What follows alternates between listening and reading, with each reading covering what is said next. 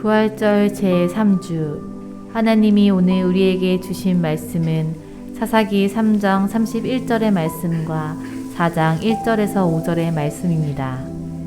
에훗 후에는 아나세 아들 삼갈이 있어 소 모는 막대기로 블레셋 사람 600명을 죽였고 그도 이스라엘을 구원하였더라. 에훗이 죽으니 이스라엘 자손이 또 여호와의 목전에 악을 행하매 여호와께서 하솔에서 통치하는 가나안 왕 야빈의 손에 그들을 파셨으니 그의 군대 장관은 하롯의 학고임에 거주하는 시스라요. 야빈 왕은 철병거 900대가 있어 20년 동안 이스라엘 자손을 심히 학대했으므로 이스라엘 자손이 여호와께 부르짖었더라. 그때 라피도세 아내 여 선지자 드보라가 이스라엘의 사사가 되었는데 그는 에브라임 산지 라마와 베델 사이 드보라의 종려나무 아래에 거주하였고 이스라엘 자손은 그에게 나아가 재판을 받더라. 아멘. 아멘. 네, 오늘은 삼갈과 드보라라는 우리 사사의 이름인데요. 이것으로 우리가 말씀을 전하려고 합니다. 여러분, 하나님도 한 주간 하나님의 주시는 그 능력과 힘을 여러분 잘 또 한 주간 이렇게 살아오셨습니까? 네, 아멘이시죠. 하나님께서는 여러분 강한 자를 통해서 일하시기도 하지만 어떻게 된다고 했죠? 하나님 약한 자를 통해서도 일하신다고 하셨어요. 그렇죠? 여러분 다만 약한 것은 그냥 우리의 육신일 뿐이에요. 우리의 육신. 사사 에훗은요 베냐민의 자손이었죠. 오른손의 아들 베냐민의 자손이었지만 어떻습니까? 왼손잡이였잖아요. 그는. 그런데 하나님이 그를 어느 누구보다 강한 용사로 만들어 주셨습니다. 자, 하나님께서는 에훗을 통해 다시 한번 우리에게 말씀하셨죠. 이 전쟁은 너에게 속한 것이 아니다. 나에게 속한 것이다. 이렇게 해서 하나님이 우리와 싸워주셨습니다. 그리고 하나님이 함께 싸워주실 때만 우리가 승리할 수 있다라는 것을 우리가 말씀을 통해서 깨닫는 그런 시간이었죠. 자, 오늘은 여러분에게 이스라엘의 사사 2명을 소개해 드리려고 합니다. 2명. 자, 첫 번째 사사는요 삼갈이라는 사사예요. 삼갈. 그리고 두 번째는 드보라라는 사사입니다. 자, 사사기에는 크게 대사사들 그리고 소사사들 이렇게 나누게 됩니다. 왜 이렇게 나눠질까요? 간단해요. 대사사는요 기록이 많습니다. 성경에 많이 쓰여 있어요. 자세히 언급이 되어 있어요. 그리고 소사사는 그 분량이 좀 적어요. 뭐 특별한 이유가 아니에요. 그렇게 대사사, 소사사를 나누는 것은. 자, 그럼 여러분 삼갈은 대사사일까요? 소사사일까요? 여러분 역시 다 예습해 오셨나 봐요. 소사사입니다. 자, 표를 한번 보시면 이렇습니다. 자, 총 사사기에는 12명의 사사들이 존재한다는 거예요. 12명의 사사들이. 그리고 지금까지 우리가 살펴봤던 사사들은 누구죠? 대사사에 속하죠. 온니엘 첫 사사였어요. 그리고 에훗이죠. 에훗. 그리고 오늘 우리가 살펴보는 사사는 소사사의 첫 번째 나오는 삼갈이라는 사사입니다. 자, 첫 번째 소사로 등장하는 이 삼갈과 또 대사사로 등장하는 이 드보라, 이 두 사사에 대해서 오늘 한번 살펴볼 텐데요. 오늘은 먼저 이 두 사사의 특징들, 이 사사에 어떤 특징이 있는가만 우리가 살펴볼 겁니다. 왜냐? 드보라를 살펴보다 보면 오늘 안 끝날 것 같아요. 내용이 길기 때문에. 왜냐? 대사사이기 때문에 내용이 많습니다. 그래서 오늘은 특징만 살펴보려고 합니다. 여러분들이 아마 이 소사사들 중에서는 그래도 가장 좀 이름을 들어본 사사는 아마도 삼갈이지 않을까 이렇게 생각이 되어져요. 교회 학교에서도 많이 가리키는 내용이죠. 왜 그럴까요? 삼갈이 사용했던 그 무기가 있었어요. 그게 일반적이지 않았기 때문이에요. 일반적이지. 자, 함께 우리 사사기 3장 31절의 말씀을 같이 한번 읽어보겠습니다. 에훗 후에는 아나세 아들 삼갈이 있어 소모는 막대기로 블레셋 사람 600명을 죽였고 그도 이스라엘을 구원하여. 아멘. 자, 여기 특징이 잘 나와 있죠. 자, 소사사로 불리는 이유가 뭐라고요? 분량이 작습니다. 이 말씀 하나가 딱 전부예요. 이 한 구절이 전부입니다. 삼갈에 대한 이야기는. 자, 그런데 한 구절이지만 여기서 우리는 많은 사실들을 알 수 있어요. 많은 사실들. 자, 어떤 것들이 있을까요? 일단 이 삼갈이 활동했던 시기를 알 수 있죠. 언제입니까? 에훗의 뒤를 이어. 바로 전사사죠. 에훗은 뒤를 이어 사사가 되었다는 걸 알 수 있어요. 그리고 그가 누구의 아들이라는 것도 알려주고 있죠. 네, 아난. 그리고 그의 직업도 알 수 있습니다. 직업이 뭔가요? 소모는 막대기는 아니잖아요, 그죠? 농부였어요. 소를 모는 농부. 농부가 직업이었다는 거예요. 자, 그리고 삼갈은 누구와 싸웠습니까? 블레셋. 그리고 600명이나 죽였어요. 600명. 이렇게 기록이 되어 있습니다. 자, 이것으로 보아 삼갈은 분명히 하나님이 세우신 구원자, 사사다라는 것을 볼 수 있습니다. 자, 이것 외에는 우리가 알 수 있는 부분이 없어요. 알 수 있는 부분이. 뭐냐? 제일 우리가 지금 사사들만 살펴봤을 때만 알 수 있었던 여러 부분들이 있어요. 기본적으로. 근데 이 사사에서 찾아볼 수 없는 게 뭐냐? 몇 년 동안 압제를 당했느냐? 그들 손에서. 그리고 몇 년 동안 평온했더라. 이 말씀이 없습니다. 전혀 이 말씀이 기록되지 않아요. 그리고 누구의 아들이다라고 기록이 되어 있죠. 그죠? 아낫의 아들이라고 기록이 되어 있지만 어느 지파 사람이다라고 기록이 되어 있지 않아요. 다른 말로 하면 이 기간, 이 사사로 활동했던 기간과 소속이 불분명하다는 거예요. 삼갈은. 여러분 온니엘 어느 지파였죠? 그렇죠, 유다 지파. 에웃은요? 베냐민 지파. 맞아요. 예. 자, 그런데 삼갈은 아낫의 자손이다, 아들이다라고만 기록이 되어 있다는 거예요. 자, 그러면 아낙이 누군지 살펴봐야겠죠. 자료가 없습니다. 누군지도 몰라요. 좀 특이하죠. 삼갈인데, 사사인데. 제가 오늘 여러분들에게 문제를 드려보겠습니다. 문제. 왜 삼갈은 자신의 지파를 소개하지 않았을까요? 또 이 사사의 저자는 왜 어느 지파의 사람, 어느 덴지 소속을 쓰지 않았을까요? 자, 여러분 혹시 나는 좀 알 것 같다 하시는 분, 나는 좀 알 것 같다 하시는 분에게 제가 선물을 오늘 가져왔습니다. 우리 금요일날 금요 프레이즈 워십에 오셨던 우리 소울피치의 앨범이에요. 혹시 아시는 분, 틀려도 좋아요. 용기를 내시는 분. 아, 네, 맞습니다. 네, 네, 아주 간단하죠. 네.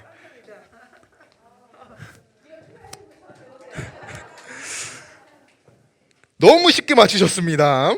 자, 12지파에 속하지 않았어요. 한마디로 이스라엘 백성이 아니라는 거예요. 굉장히 특이한 사실이죠. 놀라운 사실이에요. 삼갈은요, 이스라엘 사람이 아니었다는 거예요. 그러니까 지파를 쓸 수가 없었죠. 이스라엘 자손이 아닌데. 그런 거예요. 한국 사람은 딱 이름 보면요, 아, 영수, 뭐 철수, 영희, 요즘에는 안 하나요? 뭐 요즘에 은혜, 뭐 지혜, 이런 이름이 많잖아요. 그런 이름이 많은데, 영수, 철수가 이렇게 놀다가 갑자기 마이클이 왔어, 이렇게 하면 어떻게 됩니까? 외국인 친구가 있네? 이렇게 생각하잖아요. 근데 여러분, 신학을 공부하고 그리고 많은 공부, 이 성경을 쭉 읽다 보면, 이 흐름들을 읽다 보면요, 딱 알 수 있어요. 외국인이구나. 성경의 이름들을 딱 보면, 아, 이 사람은 이스라엘 사람이 아니구나. 이것을 알 수 있다는 거예요. 그리고 지명도 그렇습니다. 지명도. 아, 헤브론, 기럇 아르바, 이것만 봐도 아, 이거는 가나안의 이름이고 이거는 이스라엘의 이름이다 라고 이렇게 딱 알 수 있다는 거예요. 자, 여러분도 아실 수 있어요. 여러분도 아실 수 있어요. 자, 그래서 딱 보면 아는 거예요. 아, 삼갈은 이스라엘의 이름이 아니네 라고 이렇게 한 번에 알아볼 수 있다는 거예요. 그렇듯 이스라엘 사람이 아니었습니다. 이는 이방인이었다는 거예요. 이방인. 여러분, 하나님은 지난 시간에 오른손을 사용하지 못하는 베냐민 사람 에웃을 통해서 이스라엘을 구원하셨습니다. 아주 약한 약자를 사용하셨다는 거예요. 근데 오늘은 약하고 강한을 떠나요. 아예 그것도 이상 떠납니다. 그리고 이스라엘 백성에서 구원자를 세우시지도 않습니다. 이방 사람을 통해서 하나님이 이스라엘 백성들을 구원하셨다는 것, 그것이 바로 삼갈이 우리에게 주는 말씀의 메시지라는 거예요. 놀라운 메시지입니다. 사실 놀라운 메시지. 이건 뭐예요? 하나님이 사용하시는 사람은 어느 특정한 사람으로 구별되어 있지 않다는 거예요. 그것이 만약 이스라엘 백성이어도 그렇지 않다라는 것을 삼갈을 통해 보여주고 있다는 거예요. 나머지 11사사는요 다 이스라엘 지파의 사람입니다. 그런데 삼갈 한 명만, 유독 삼갈 한 명만 이스라엘 백성이 아닙니다. 그것은 뭐예요? 누구든지 하나님의 일꾼이 될 수 있다는 거예요. 지금 우리에게 적용한다면 직업, 학력, 스펙 다 필요 없다는 거예요. 하나님 앞에서는. 하나님께 존귀하게 사용하는 그 백성은요, 하나님을 진심으로 섬기고 하나님을 사랑하고 하나님을 늘 주야로 하나님 말씀 묵상하는 자, 하나님은 그 한 사람을 쓰신다는 이야기입니다. 비록 이방인이었지만 분명히 이 삼갈은 하나님 앞에 온전한 자였을 것입니다. 성실한 자였고 하나님만 섬기는 자였을 거예요. 분명히 그렇게 제가 자신 있게 말할 수 있습니다. 하나님은 아무나 쓰시지 않기 때문이죠. 이방인이지만 하나님이 그를 구원자로 세우신 그 이유, 특별한 이유가 분명히 있을 거예요. 그건 하나님을 섬기는 자였다는 것을 보여주고 있는 것이죠. 그런데 여러분, 더 놀라운 부분이 뭔지 아십니까? 이방 사람의 도움을 받아서 블레셋과 싸웠잖아요. 여러분, 블레셋이 나중에 나오죠. 나중에 나와요. 삼손을 통해서 블레셋이 얼마나 무시무시한 자들이 나오는데, 여러분, 그 정도와 싸울 수 있는 능력이 있으면 어떤 사람이어야 됩니까? 용사여야겠죠. 이방인이지만 굉장히 좀 저처럼 이렇게 좀 덩치도 있고 좀 그래야지 좀 뭔가 싸울 수 있지 않겠어요? 그런데 그렇지 않았어요. 그냥 소를 모는 농부였다는 거예요. 그 이방인도. 놀라워요. 그리고 그의 무기가 뭐였나요? 막대기. 소 모는 막대기 뭐 얼마나 길겠습니까? 뭐 이만하겠죠. 그 막대기로 블레셋 사람 600명을 죽였다? 와, 이거는 일반적으로 볼 때 이해가 도저히 될 수 없는 말씀입니다. 하나님 이렇게 일하신다는 거예요. 이렇게. 에옷은요, 왼손잡이였지만 칼을 들었잖아요. 그거보다 하나님은 더 약한 자 삼가를 통해서 우리에게 말씀하시는 거예요. 막대기로 싸우게 하시는 거예요. 이 막대기보다 약한 게 뭘까요? 나중에 나와요. 다윗의 이야기에서 돌멩이, 요만한 돌멩이로 무시무시한 골리앗을 쓰러뜨리잖아요. 점점 더 하나님은 이것을 다 극한 상황으로 보여주시는 거예요. 칼로 싸워도 안 되니까 이번엔 나무 막대기로 싸우게 하시고, 나무 막대기로 싸워도 안 되니까 그냥 작은 돌멩이, 그걸로 싸워서 이기게 하신다는 거예요. 계속적으로 우리에게 보여주는 건 뭐냐고요? 이 전쟁은 너에게 속한 것이 아니다. 나에게 속한 것이다. 내가 너희와 함께 싸우고 있다. 하는 것을 계속적으로 우리들에게 보여주고 계신 그런 메시지인 줄 믿습니다. 여러분, 그런데 우리에게 이런 궁금증이 생기겠죠. 왜 이스라엘 자손들 중에서 사사를 세우지 않았을까? 좀 특이한 부분이죠. 물론 하나님이 택하신 백성이라고 그들은 그때 더욱 믿었잖아요. 근데 왜 이번에는 이방인이었을까? 왜 이방인이었을까? 자, 여러 학자들은요, 이 당시 상황을 정리해서 이렇게 이야기하고 있습니다. 제가 한번 읽어드릴게요. 지금 이스라엘의 모든 지도자들이 가나안화가 되어 있다. 모든 지도자들이. 그들의 생각과 모습이 점점 퇴락하게 되었다. 그래서 하나님의 징계로 이제 쳐들어온 그 블레셋을 그들 스스로가 막을 힘이 전혀 없었다. 그래서 이방인의 도움을 받고자 겨우 물리칠 수 있게 되었다. 이것을 그 이방인도 지금 삼가리고, 그리고 용사도 아니었죠. 그러나 그 약한 자를 통해서, 이방인을 통해서 하나님의 구원의 역사를 이루어가는 그 과정들을 이스라엘 백성들에게 깨우치게 하시기 위해서 하나님이 삼가를 사용하셨다는 거예요. 너무나도 놀라운 그런 신학적인 의미들이 담겨져 있는 거예요. 지금 여러분, 이 말이 무슨 말씀인지 이해가 되시죠? 그들은 이제 죄의 이 악행은요, 걷잡을 수 없이 커졌다는 거예요. 걷잡을 수 없이. 그래서 하나님이 선택하신 게 이방인을 통해서 그들을 구원하게 생각하신 거예요. 정말 놀랍다는 것을 깨닫습니다. 이스라엘 백성들을 노략자에 넘겨주신 것도 하나님이시죠. 그리고 블레셋이 공격하게 하신 것도 하나님이십니다. 그리고 그들의 손에서 건져주신 것도 하나님이시고. 근데 사실 이 사실을 누구만 모릅니까? 이스라엘 백성만 모르는 거예요. 이스라엘 백성만. 우리의 잘못인데 우리만 모르는 거예요. 우리만 몰라요. 여러분들은 이러한 사실을 여러분 잘 알고 계시죠? 하나님이 모든 것, 우리의 모든 것을 여러분 주관하고 계신다는 거 여러분 믿음으로 고백하십니까? 만약 그렇다면 우리의 모습을 잘 한번 돌아보아야 할 그럴 필요가 있을 겁니다. 나의 모습이 혹여나 가나안화가 되어 있을지 몰라요. 점점 퇴색해지는 거예요. 나의 신앙이.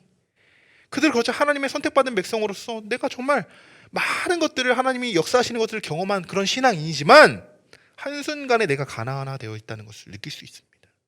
죄에 빠져 있는 것, 한순간이에요. 한순간. 계속 이 패턴, 네 가지의 패턴 기억나시죠? 계속 패턴을 반복할 수밖에 없잖아요. 여러분, 하나님께서 우리에게 원하시는 모습은 온전한 모습이에요. 온전한 모습. 그래서 삼가를 사용하셨다는 거예요. 온전하다는 건 뭐죠? 회복한다는 거예요. 회복. 원래의 모습으로 돌아오길 원하신다는 거예요. 계속적으로. 온전함으로. 그래서 여러분, 하나님이 우리들에게 징계하시는 것이고, 때로는 우리에게 시험과 환난을 겪게 하십니다. 겪게 하셔요. 그래서 세상이 아닌 하나님을 우리에게 인정하게 하시고, 우리의 주권을 하나님이 다스리신다. 내가 너희를 다스린다. 내가 모든 것을 섭리로 내가 주관한다 라는 것을 우리에게 알게 하시고 깨닫게 하시는 것입니다. 여러분, 이것을 아셔야 돼요. 하나님은 정말 우리를 너무나도 많이, 우리가 말할 수 없는 고백으로, 어떻게 입술의 고백으로 말할 수 없을 만큼 많이 우리를 사랑하십니다. 정말 너무 많이 사랑하십니다. 그렇기 때문에 우리를 징계하시는 거예요. 징계하시는 거. 여러분, 징계의 목적, 하나님이 우리에게 막 시험도 주시고 환난도 주시고 막 여러 가지 징계를 주시잖아요. 징계의 목적이 뭔지 아십니까? 징계의 목적은 회복입니다. 회복. 우리가 회복하기 위해서 하나님 징계하시는 거예요. 하나님은 이스라엘 백성들이 회복하기를 원하셨습니다. 삼갈의 이야기는 정말 말도 안 되는 이야기예요. 우리 교회 학교에서나 배우는 우리 정우 정도에게 설명할 수 있는 그런 정도의 내용이에요. 그런 정도의 내용. 그런데 하나님이 하시면 가능하다는 거예요. 하나님이 일하시면 가능하다는 거예요. 하나님이 함께 싸워주시면 그때부터는 어떻게 되냐? 소모는 목대기, 그 막대기가요, 어느 날카로운 창보다 훌륭한 무기가 됩니다. 그리고 훌륭한 검이 됩니다. 그 막대기 하나가. 여러분, 이것을 하나님이 삼가를 통해 우리들에게 보여주신 메시지인 거예요. 여러분들이 어떤 무기를 갖고 있는지 한번 보십시오. 여러분들이 어떤 무기를. 그 무기를 한번 꺼내보세요. 누구에는 권총이 있을지도 모르고, 누구에는 아주 날카로운 칼이 있을 수도 있고, 또 막대기가 있을 수 있어요. 그러나 우리가 살아가는 이 싸움터에서는요, 세상의 싸움에는 그 권총이 아주 강하고 무서운 무기일지 몰라도 하나님의 자녀들에게 가장 무서운 무기는요, 복음이라는 거예요. 복음. 그 복음은 절대로 어떤 무기든 막을 수 없습니다. 막을 수 없어요. 강력한 무기이기 때문이죠. 자, 여러분, 이번에는 대사사인 드보라에 대해서 우리가 살펴볼 거예요. 대사사의 드보라. 자, 드보라 이름을 딱 들으셨어요. 그죠? 드보라. 여러분, 그러면 남성일까요? 여성일까요? 그 봐요, 여러분. 벌써 여러분 다 이제 이해하셨잖아요. 신학적인 공부를 다 하신 거예요. 벌써 성장하신 거예요. 딱 들어도 아시잖아요. 여자인지 남자인지. 드보라는 대사사 중에 유일한 여사사입니다. 여사사. 유일한 여사사. 오늘 우리가 이제 인물의 특징만 말씀을 드리고 마칠 거예요. 자, 드보라는 어떤 사사인가 한번 표로 정리를 했습니다. 첫 번째로 여사사가 등장을 합니다. 그리고 그는 어디 지파죠? 에브라임 지파. 소속이 분명해요. 그리고 누구와 싸우죠? 가나안 왕의 야빈, 시스라라는 이제 그 장관과 싸우게 됩니다. 그런데 이제 여기 어쨌든 여기가 대장인 거죠. 자, 그리고 그는 누구냐? 라피돗의 아내다. 그리고 그는 어디에 삽니까? 라마와 베델 사이에 거주하는 그런 사사예요. 벌써부터 삼갈이랑 내용이 다르죠. 소속 분명하고요. 누구의 아내인지 분명하고요. 누구와 싸웠는지 분명합니다. 그리고 시기도 제가 여기 쓰진 않았지만 다음 주에 제가 말씀드리겠지만 시기 또한 다 압제당한 시기와 평온했던 시기가 다 자세히 기록이 되어 있어요. 아주 자세히 들어요. 자, 드보라가 어떻게 어떤 방법으로 가나안 적들을 물리치게 되는지 다음 시간에 살펴볼 거예요. 그거는 다음 시간에. 오늘은 특징만 살펴볼 거예요. 두 가지 특징. 자, 첫 번째 특징은 뭐냐? 그는 여사사였다는 겁니다. 여사사. 그리고 두 번째의 특징은 그의 직업입니다. 직업. 자, 우리 4절과 5절의 말씀 같이 한번 읽어보겠습니다. 그때 라피돗의 아내 여선지자 드보라가 이스라엘의 사사가 되었는데 그는 에브라임 산지 라마와 베델 사이 드보라의 종려나무 아래에 거주하였고 이스라엘 자손은 그에게 나아가 아멘, 아멘. 자, 당시 시대적인 배경 여러분 잘 아실 거예요. 여성의 지위가 남성의 지위보다는 많이 낮았습니다. 하지만 여기서 하나님의 보이지 않는 섭리를 우리가 찾아볼 수 있어요. 계속 반복하는 부분. 하나님이 쓰시는 사람은 강한 자가 아니다. 특별히 정해져 있지 않다. 이것을 보여주십니다. 공평하신 하나님. 공평하신 하나님. 자, 하나님이 그를 통해 일하실 때 그가 강해질 수 있다는 것. 이 원리. 이것을 계속 반복해서 우리들에게 메시지로 들려주고 계십니다. 남성이든 여성이든 용사든 농부든 하나님 앞에서는 신분과 지위와 권위가 전혀 중요하지 않아요. 전혀 중요하지 않아요. 이것은 어떻게 됩니까? 우리가 이 시대에 하나님 앞에서 목사든 장로든 권사든 집사든 성도든 아무 필요가 없다는 거예요. 사실은 이거는 어때요? 그냥 이 땅에서 우리가 하나님의 예배를 하기 위해 우리가 하나님께 받은 직분으로 섬기는 사명일 뿐이에요. 이것이. 여러분, 그것은 전혀 목사만 구원받습니다 하면 다 목사해야죠. 절대 그렇지 않다는 거예요. 그렇지 않다. 사사 드보라의 직업은 무엇이었습니까? 5절에 이렇게 쓰여 있죠. 이스라엘 자손은 그에게 나아가 재판을 받더라. 그의 직업은 재판장이었어요. 재판장. 이스라엘 백성들은요, 그들에게 문제가 생길 때마다 드보라를 찾아갑니다. 재판장이니까.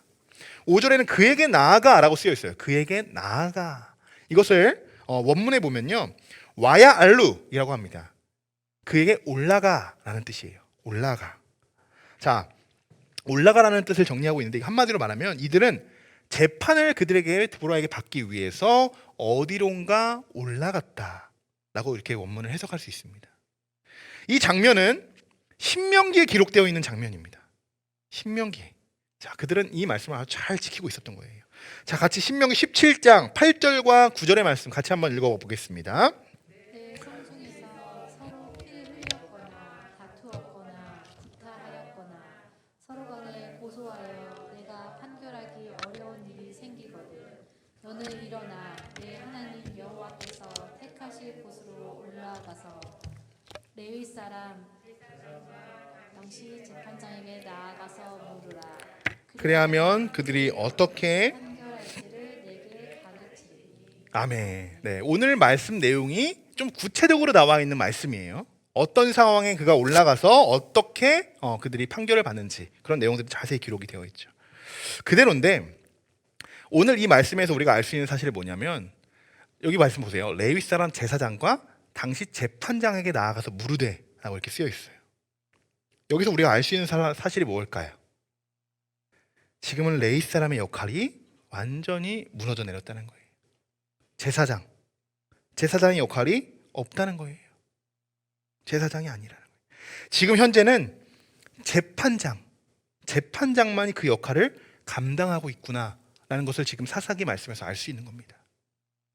이 말씀 그대로라면 그들이 올라가 제사장과 드보라에게 아니면 제사장과 재판장에게 올라갔다 이렇게 이야기해야겠죠.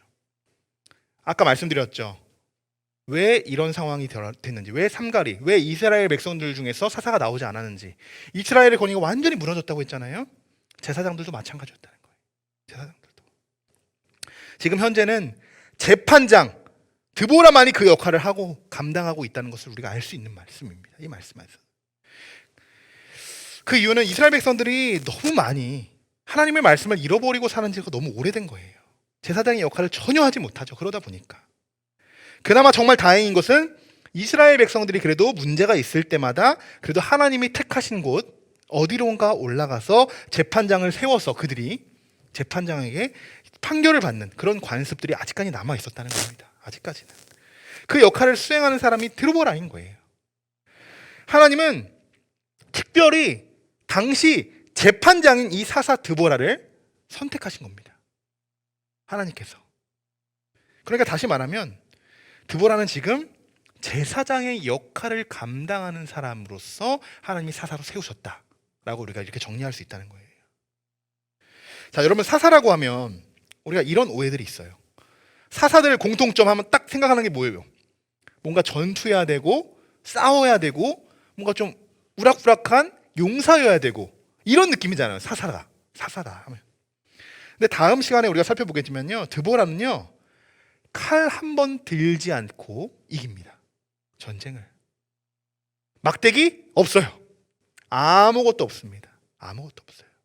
드보라가 어떻게 그럼 승리할 수 있느냐? 어떻게 승리할 수 있느냐? 자, 여러분 궁금하시면 성경을 미리 예습해 오시면 됩니다. 네, 미리 예습해 오시면 됩니다. 우리가 여러분 사사기의 말씀을 나누고 있잖아요. 이것만 오늘 말씀을 드리고 마칠 텐데 사사기에 나오는 이 사사라는 말이 있습니다. 그렇죠? 사사. 이게 무슨 말일까요? 사사가. 우리가 사사기를 우리가 지금 공부하고 있잖아요. 강의를 하고 있잖아요. 그럼 사사는 뭐고 사사기는 어떤 말씀이죠? 자, 조금 어려울 수 있어요. 그렇죠? 7번째 강의인데 사사기를 우리가 지금 강의하고 있는데 사사가 뭔 뜻인지 잘 모릅니다. 자, 제가 오늘 여러분들에게 알려드리려고 해요. 제가 사실 사사가 어떤 의미인지 오늘 말씀드리고자 이것을 아껴뒀거든요. 어떤 의미인지 한번 보십시오. 사사는 무슨 뜻이냐? 샤파트, 재판장이라는 뜻입니다. 재판관, 이런 뜻이에요, 사사가. 그리고 그 사사들이 활동을 기록한 책이 사사기입니다. 자, 뭔가 머릿속을 스쳐 지나가지 않으십니까? 슉, 한 명이 지나치지 않으셨어요? 드보라의 직업이 뭐라고요?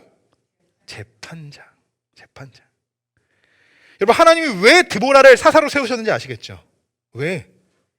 이미 그는 이스라엘의 백성들을 재판하는 재판장이었습니다. 그러나 지금부터는 이스라엘을 구원하는 구원자로 하나님이 드보라를 세우신 거예요. 하나님. 이미 그는 뼛속부터 사사였던 거예요. 이미. 그러나 이제는 이스라엘 백성들을 재판하는, 이제 판결해주는 그런 사사의 역할뿐만 아니라 구원자의 역할로 하나님이 이제 그 구원자로 사사로 세워주셨다는 그런 말씀입니다. 사사가 이런 뜻이에요, 여러분. 무슨 용사, 뭐 용맹, 뭐 이런 뜻이 아니라는 거예요. 그냥 재판관, 판결하다, 뭐 이런 뜻입니다. 저는 이 말씀을 보면서 이 시대의 교회가 이 샤파트, 재판관의 역할을 하는 교회들이 되어야 된다고 생각합니다. 이스라엘 백성들이 여러분 언제 어디로 올라간다고 했죠? 재판관에게 언제 간다고 했죠? 문제가 생길 때, 막 서로 다툴 때, 서로 고소하고 판결하고 막 밝기 어려워질 때, 이럴 때 재판관에게 간다고 했잖아요. 그들은 하나님이 택하신 곳으로 올라가는 거예요. 그의 마음들, 그죠? 하나님이 지정하신 그곳에 가서 재판장에게, 하나님이 세우신 재판장에게 그 판결을 받기 위해서 올라간 거예요. 여러분, 우리도 살아가면서 이런 일들이 얼마나 많이 있습니까? 그렇죠? 법원부터 가지지 마시고, 그럴 때 우리가 세상 법대로 막 해결하려고 하지 마시고, 교회에 오셔서 여러분 잠깐이라도 먼저 기도하셨으면 좋겠어요. 하나님께 먼저 물으셨으면 좋겠어요. 자, 그래서 저는 여러분 힘드실 때마다 여러분들이 자주 교회에 발걸음을 하셨으면 좋겠습니다. 힘드실 때마다. 기도가 필요하실 때 얼마나 많습니까? 그죠? 저희 욕심 같아서는요, 여러분 하루에 일 다 마치시고요, 집에 가시기 전에 교회 한번 오셔서 단 5분이라도 하나님과 이렇게 기도하면서 여러분 집에 가서 이렇게 평안한 쉼을 하시면 어떨까요? 라고 말씀드리면 다 집에 가실 것 같아서 말씀드리고 싶지만 저는 여러분들을 믿어요. 네. 어느 곳이든 뭐 다 예배할 수 있는 장소라고 생각이 되어집니다. 그러나 한 번쯤은 여러분 교회에도 오셔서 이렇게 여러분의 정말 힘든 마음들을 다 내려놓고 기도하는, 뭐 많이 해보셨잖아요, 그죠? 아무도 없이 성전에서 정말 십자가만 바라보면서 기도할 때 하나님이 주시는 그 마음의 감동들이 있잖아요. 여러분, 그것을 하나님이 주시는 충분한 감동과 은혜를 느끼고 기도함으로써 하나님께 먼저 묻고 응답받는 여러분들이 되시기를 주님의 이름으로 축원합니다. 자, 이제 말씀을 마치려고 하는데요, 오늘은 소사사인 삼갈과 대사사 드보라에 대해서 함께 말씀을 나눴습니다. 오늘은 사실 배경만 살펴봤을 뿐인데도 벌써 시간이 이렇게 훌쩍 지나갔어요. 참 많은 것을 느끼는 시간이었습니다. 삼갈은 이방인이었고 농부였지만 하나님이 세우시는 사사로 하나님이 그가 활동했어요. 그리고 무섭다고 소문난 블레셋의 600명을 물리쳤다는 거예요. 굉장한 그런 역사입니다. 드보라는 남성 중심의 사회였지만 이미 그는 누구였죠? 뼛속까지 재판관이었어요. 이미 하나님이 세우시는 모든 사람들의 문제를 판결해주는 이제 재판장이자 이제 이스라엘을 구원하는 사사가 되었습니다. 이 모든 것은 사람의 힘으로 하는 것이 아니라는 것을 우리가 다시 한번 오늘 깨닫게 되었습니다. 오늘도 우리는 복음으로 회복하라라는 문구를 외치며 우리는 계속적으로 회복 운동을 이어갈 것입니다. 온전한 회복은 하나님의 구원의 손길이 우리에게 닿을 때만 가능해지는 줄 믿습니다. 이번 한 주도 여러분의 모든 상황 속에서도 여러분을 구원해 주시고 또 인도해 주시는 하나님을 믿고 신뢰하는 여러분들 되시기를 주님의 이름으로 축원합니다.